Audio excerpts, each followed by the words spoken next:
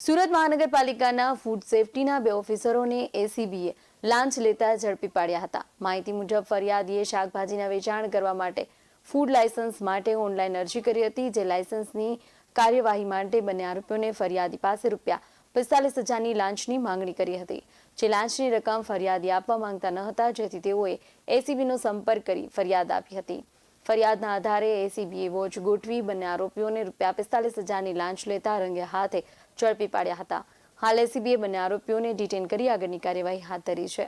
એક ફરિયાદીની ફરિયાદ મળેલ કે શાકભાજીનું વેચાણ કરવા માટેનું લાયસન્સની જરૂરિયાત હોય, તેઓએ એક ઓનલાઈન અરજી કરેલી, જે અરજીના કામે લાયસન્સ મેળવવા જે અરજી કરેલ એમાં લાયસન્સ આપવા માટે SMC Rander zone food safety officer Hemen Gohil તથા વહીવટી ક્લાર્ક તરીકે ફરજ બજાવતા ગુલામ શેખ નાઓએ લાયસન્સ આપવાના અવેજ પેટે ₹45,000ની લાંચની માગણી કરેલી, જે લાંચ લેતામાં હેમેન તથા ગુલામ શેખ પકડાઈ ગયેલ હોય તેઓ વિરુદ્ધ કાયદેસર કાર્યવાહી કરી અને ગુનો રજીસ્ટર કરવામાં આવેલ છે અને આગળ તપાસ ચાલુ છે।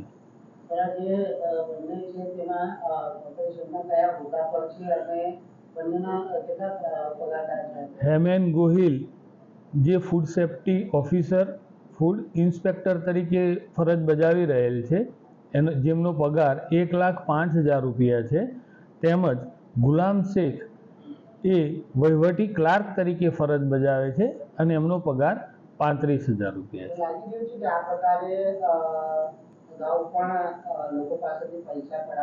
હા, આ જ ફરિયાદી પાસેથી એ આ દિવાળી અને એવા ફંક્શનોમાં પણ આ લોકો પૈસાની માગણી કરતા હતા ગેરકાયદેસર, અને આવી બાબત પણ એ તપાસ દરમિયાન ધ્યાને આવેલ છે।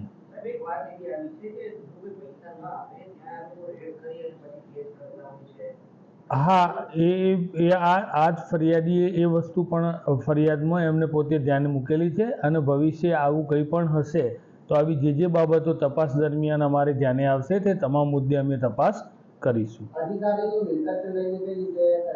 હા, એ તપાસ દરમિયાન જે બી બાબતો ધ્યાને આવશે તે અમે કરીશું। સર, ફરિયાદીએ કેટલો ટાઈમ પહેલા અરજી કરી હતી ને એને અરજીનો નિકાલ નહીં થતો હતો?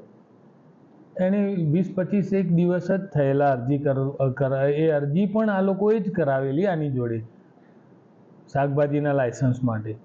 શાકભાજી વેચવું હોય તો એના માટે બી લાયસન્સ? હા, એટલે આ લોકોએ અરજી કરાવેલી, બાકી જનરલી ઘણા લોકો એવું કોઈ શાકભાજીનું લાયસન્સ લેતા નથી હોતા સામાન્ય, પણ એમ કે ફૂડ સેફ્ટીને ધ્યાને રાખી અને આ હેમેન તથા ગુલામે આની પાસે અરજી કરાવેલી। BS9 TV ન્યૂઝ સાથે પરેશ રાઠોડ, સુરત।